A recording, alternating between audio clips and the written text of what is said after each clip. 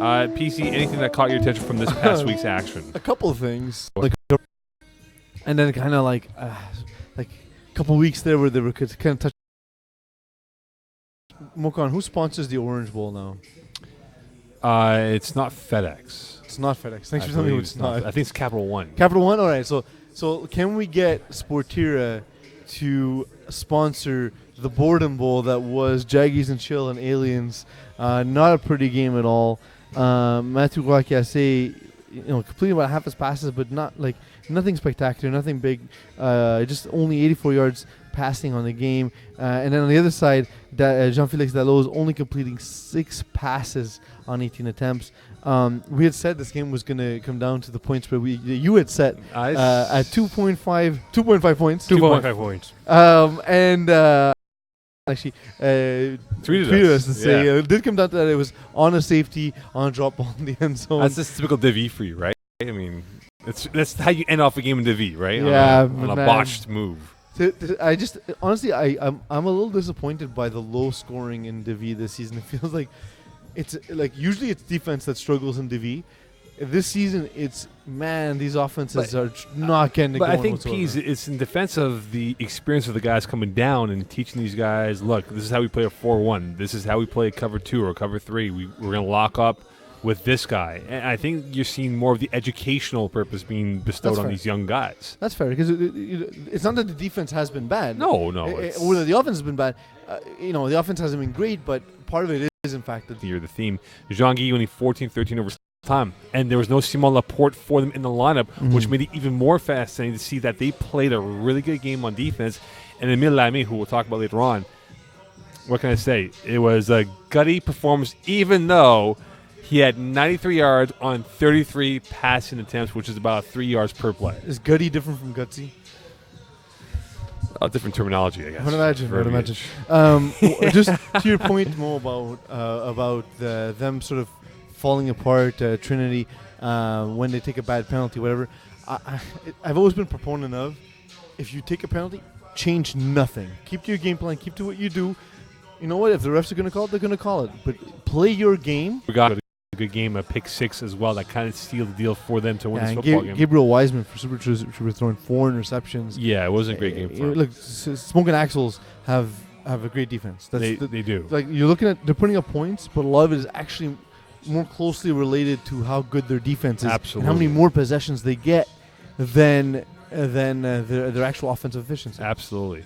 Well, that's what I saw from this past week's action for Division E. So, I mean, we get to go on to the next topic here. Absolutely. Look, quickly here, keep your composure. I know we're at the middle point of the season piece, but as I mentioned before in our recap, a lot of teams are taking stupid penalties at the worst time possible. That makes it really difficult for them in trying to, I guess, get momentum going in their way. What is your advice, if you have any advice, on trying to maintain? Now, you say keep with the plan, but is that the way to go? I think penalties are part of defense. Yes. Because if you're not getting penalties, then... You're not winning. Because... And like, again, I don't mean OCs, I don't mean URs, but tactically, like, if you're going to get beat down the field for a 40-yard pass, there's no reason you don't take a 5-yard contact penalty. There's no reason you take a trade-off's better. Absolutely. And this isn't a penalty to hurt somebody. Don't get me wrong. I'm not advocating violence. I'm saying there's things that are penalized that are technical, but you can use those technical things to an advantage. Now, if it's 4th and 10, and you hold a guy who caught a 5-yard hook in front of you, that's a stupid penalty. You had them stopped. Yeah, I know. You're going to get help from your teammates. At least give your team a chance to make the stop. Or just penalties that cause drives to go on. But you know what? In the red zone, if it's not allowing a score and just holding a guy back or whatever, they get another couple downs and gain a half a yard. Fine, I'll take that any day of the week. You know what I mean? Any play that the offense doesn't score is a win for the defense. I know it's a little counterintuitive. You're supposed to come out and say, hey, avoid penalties, play smart. No, sometimes taking a penalty is playing smart. And taking a penalty might lead you to victories as well. Yeah. If you're not cheating, you're not winning. How about that? I don't think it's cheating. I think it's just being tactical. Potentially, yes. Also cheating. Cheat to win. Which is the key to winning in life and football. Mm-hmm. I know we're going to break this down even more as we progress along with a few more weeks left in the season here. But, we'll take this ESPN ripoff that they do for the March Madness. The first 4 in, the last 4 out. They do like a bubble type of team here. Just quickly here, the playoff race is almost here, PZ. Yeah. Week 7, we start putting them up actually on the podcast. Yeah, and just to let everyone know, for those who are curious to know about the playoff scenarios, PZ and the crack staff that we have here.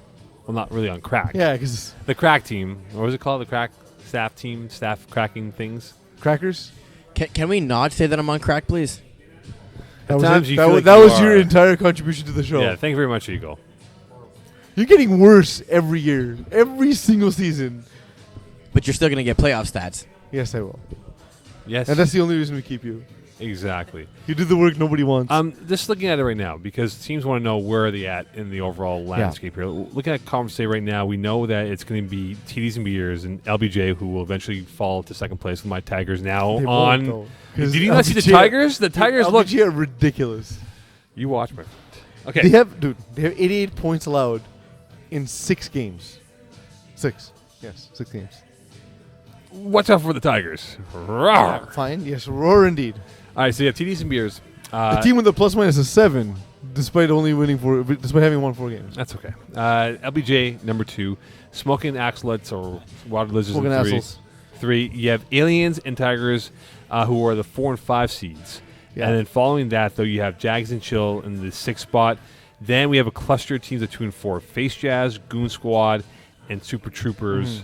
Beast Mode on the outside looking in here.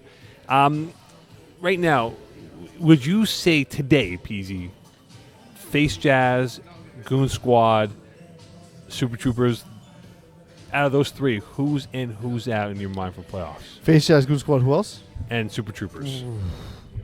Man, honestly, look, Face Jazz are playing better as of recently. They put up 30 points this week. They won, and they won 2 in a row. I'm inclined to say Face Jazz. They got one easy game, 2 tough ones coming up. Face Jazz, maybe if they keep playing the way they're playing, and they have a schedule that may or may not play into their favor, because Aliens haven't been playing up to their standard either. Super Troopers, inconsistency at quarterback bothers me. That's an ugly loss, though, that they had on the weekend. And like, they play Bonhomme Jaune, they play Jaggies and Chill, they play Beast Mode, which are on and off, but not a terrible team, despite your predisposition to hate them. Sorry. And Permian Panthers is a win, so that's maybe 2. Honestly, I see a lot of these teams going 2-2 to finish off the season. Which may hold serve then. Yeah, at that point. kind of hold serve. Yeah, maybe Goon Squad. Look, first off, Goon Squad does not like me anymore. Let me get the name here. No, but even Goon Squad, dude. They have Bonhomme Jaune and TDs and Beer next 2 weeks. They have Smoking Axles in the last week, and then Beast Mode. It seems like those 3 teams, Bonhomme Jaune, TDs and Beer, and Smoking Axles, are actually playing all 3 of these teams in the last 4 weeks. So they have a say in how the rankings will end up. At that point, I like Face Jazz just because they won 2 of the last games. They got real. They're the hot hand. Right. Hey, What? Hungry. They are the hot hand. Oh, I thought you said you married the right hand, and I said, Or the Chapman, left hand. that's not legal in this province. You Yeah. probably You would can't marry your right hand. My right You hand. are left-handed after My all. right hand knows exactly what I like. Of course, the left may not know. I don't know. Sorry? The left may not know. Oh. Well, I named her Mina. Sure, whatever. Look, right now, I think with the way things have unfolded for Super Troopers, I don't think they get into the playoffs right now. They don't look impressive. And Yeah, and you can't have your quarterback throwing that many no, interceptions. you can't. I think Aliens will get in for sure. Face Jazz and Goon Squad, I think, will flip-flop back and forth here. And we will But Aliens see are playing stupid, man. Well, look, we thought they would have been, 5-1 or not 8-2 or even 9-1 for that matter. But I don't think that's going to happen now, being 8-2. Well, they've already lost 2 games. That'd be tough. They have, yeah. They go undefeated. Conference B right now, we look at it. Spartans are in the 1 spot. GYR in the 2 spot. Warriors in the 3. Sioux-Tang Clan in the 4 spot, but that tie may hurt them in the end for the higher ranking. Then you have Zhangyi, my Zhangyi, in the 5 spot. Then afterwards, again, a cluster of teams. You have Rolling Thunder, Le Huard, Trinity, all in the following order, and then, of course, Roadrunners. Victoria's Secret Crusaders outside right now. Can they be in the inside of this party right now? I don't think so. Victoria's Secret looks a lot of what we saw last season. Inconsistencies on the roster. A lot of guys coming in each week. you look at a lot of their scores, Mo, and they score 6 or 7 points. Yeah. Like they have scored single digits for 4 weeks and managed to win one of those games. Otherwise, they were looking at a 1-10 season. My concern, I think, is the Roadrunners. They have a lot of talent on that roster, but it just seems like they can't put it together when they need these guys to play well.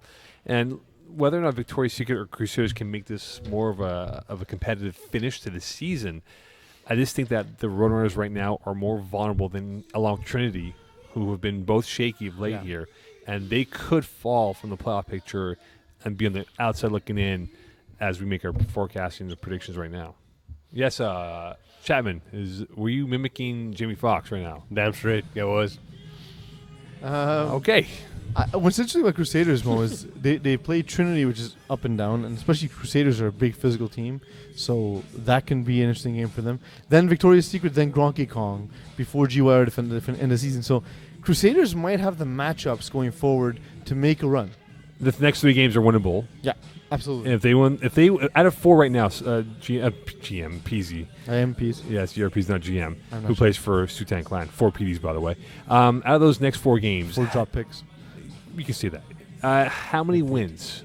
2 out of 4, 3 out of 4. Do they need to win for sure 1? But Two out of 4 are going to be involved in tiebreakers. I think a lot of these teams, especially in Conference A, is going to go 2-2 the rest of the way out. 3 wins from here on out for most of the teams are going to put them in a favorable spot. Of course, not considering necessarily you win out, you're Crusaders in the playoffs. and yeah, you win out, you should be good. Yeah, you should For be for good. pretty much any team still in it. Maybe Gronky Kong can't really, because even then they'd be 4-6, and they don't have a lot of tiebreakers in their favor. So yeah, that'd be tough. Very well then. Looking ahead here, some key games. We're at the past midway point here. Some key games with 4 weeks left in the season. Which games could define the complexion of this season here? I have a few games on my list here, which I'm sure you want to look at and maybe agree or disagree with what I have to say here. Let's look at what you put together. Week- Honestly, they are interesting for the most Week part. 8. Mm-hmm. My Tigers against your LBJ Yeah, for the division title, brother. we're betting on that game, like 100%. All right, hold on here. Hunger Games, Week 8. Mm-hmm. Can you bookmark that? Tigers, LBJ. PZ and I will be having a friendly wager on this game. Friendly, you Figure say. out what the stakes are and make them stupid. Yeah, Ooh. exactly. Perhaps a steak on the line of eating. Can the steak just be steak? Yeah, sure.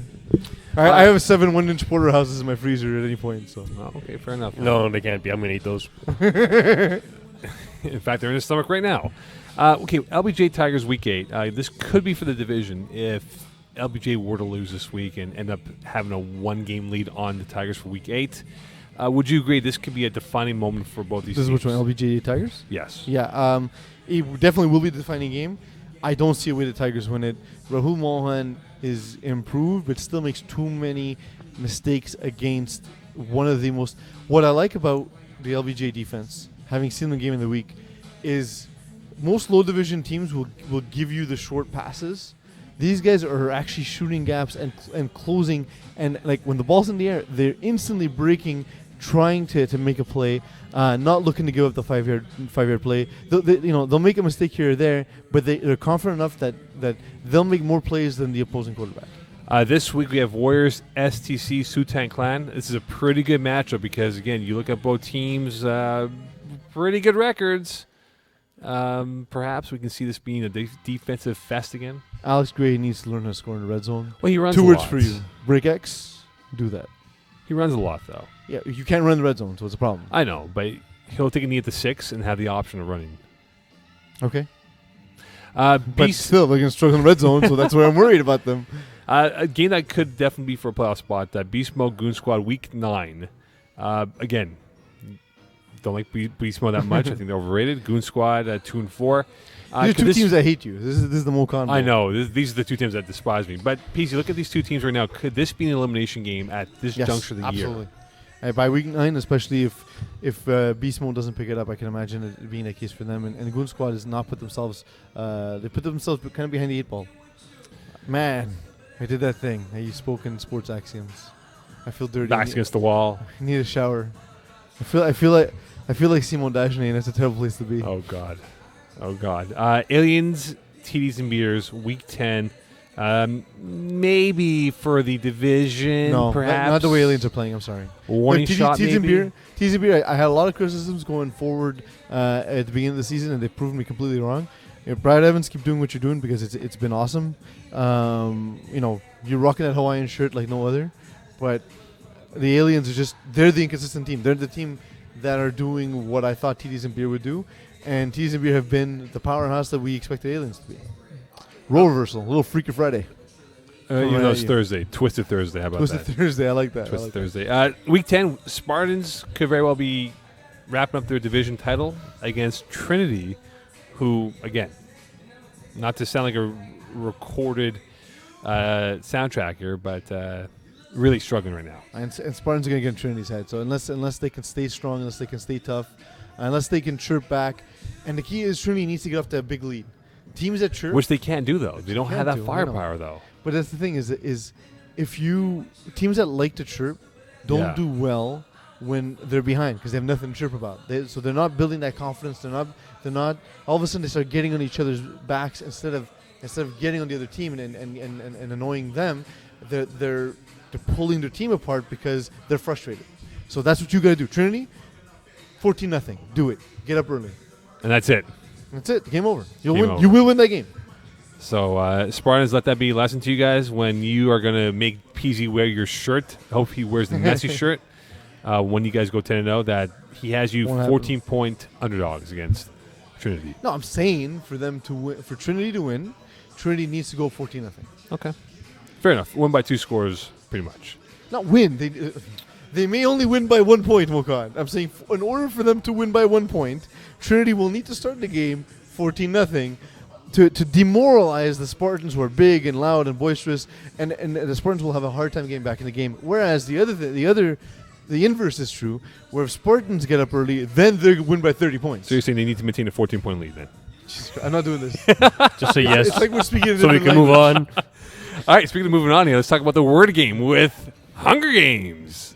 All right. Now we have to describe. You have to describe the game, Chapman. I have to describe the game. Yes, it's your I guess game. it's my game. It's your All right. game. So I am going to say a sentence, and there will be a blank in it. Peas and Mo will each fill in this blank. So Mad Lib, so to I don't speak. shoot blanks, though, You don't shoot blanks. That's fine. But you're going to have to fill them in now, all right? which I do plenty of times. All right? So, 'Cause the first the one. blank is the same thing in both sentences. It's very confusing. Because how would you fill that in for Let's someone go. else's blanks? Let's play the game. Stop stalling. All right. Gronky Kong putting up 30 points is blank. Want me to go first? You want to go first? You go first. Gronkalicious. Very tasty. Even though they lost that football game, they have a roster of like 85 guys, and they finally figured out the formula. But I wonder for this football team if they're going to go beyond this season and carry on, because you need building blocks, PZ. 30 points is a building block for them to use as maybe motivation to get better for next winter. Chapman, can I get 2 words? Yeah, Can I go with a name? Yeah, sure. It is Tony Branxton. Grunky Kong, unbreak my heart. You scored 30 points. You still lost. I can't deal with you right now. I can't deal with you. Okay, next one. Trinity losing 3 in a row is blank. It is disappointing.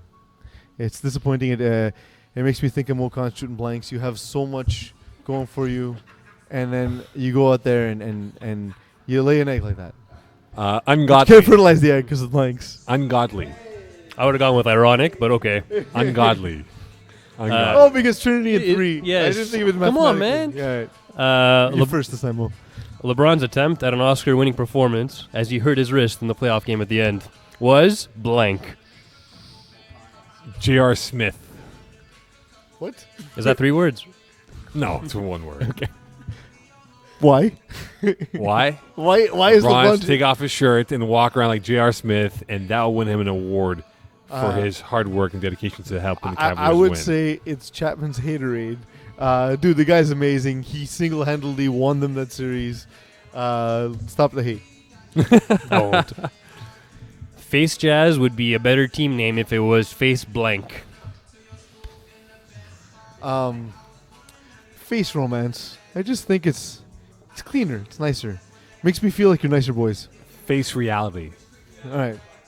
Because? Because you need to face reality. Cool. Thanks for that clear explanation. And the last one. Yes. Blank makes you feel like a dangerous woman. Oh, I got this. Yellow highlighters.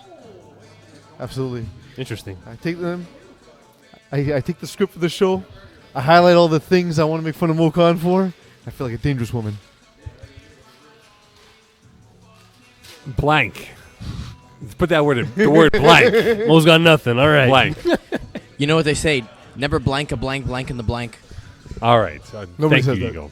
All right, quickly here, P's my all-encouragement team. Now, this is a team that is pretty much guys who are very motivational on the football field, guys who help be the positive positive force that enforce the great bravado that, hey, we're going to win this football game every single week. My all-encouragement team. You let me know how many wins I can get with this roster right here. Mm-hmm. Emile Lamy from Jean-Guy.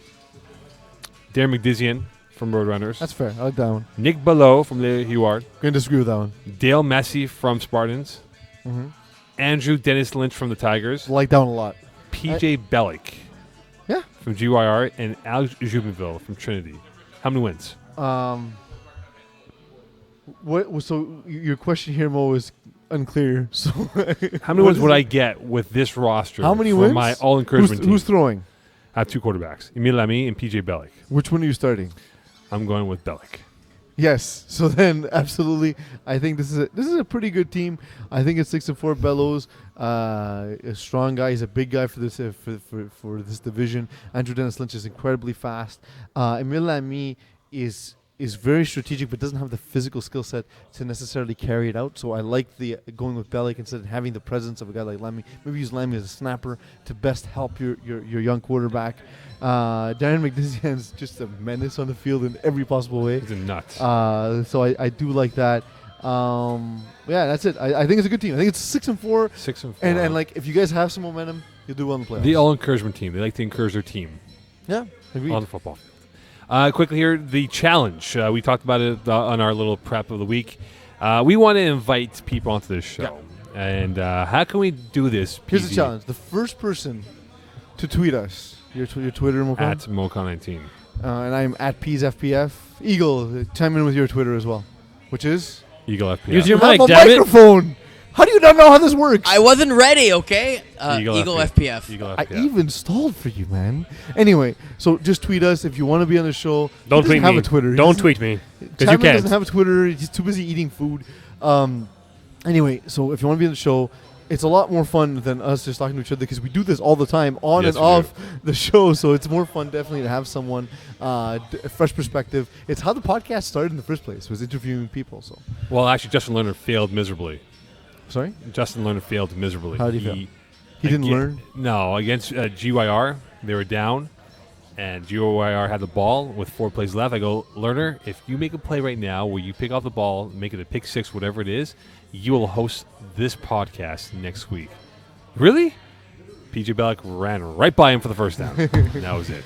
And you're like, Mr. Lerner, unfortunately, we've lost your number forever. Exactly. It is now time for Games of the week. All right, here we go. Matchup on the line here. So many P's in that sentence. Peas. Peas. GYR versus Spartans. These Spartans are 17.5 point favorites. It's a lot of points. Look at that. He's picking against you again. Give him the Spartans. Give me the points. Spartans, what do we do? Rough. His Spartans, you'll win the game, but 17.5 points is ridiculous. You guys will cover that. All right, there we go. Weeks from now. We'll see. Anything you learned today? I learned actually that in the breakup between Nick Young and Iggy Azalea, threw all of his clothes onto the street.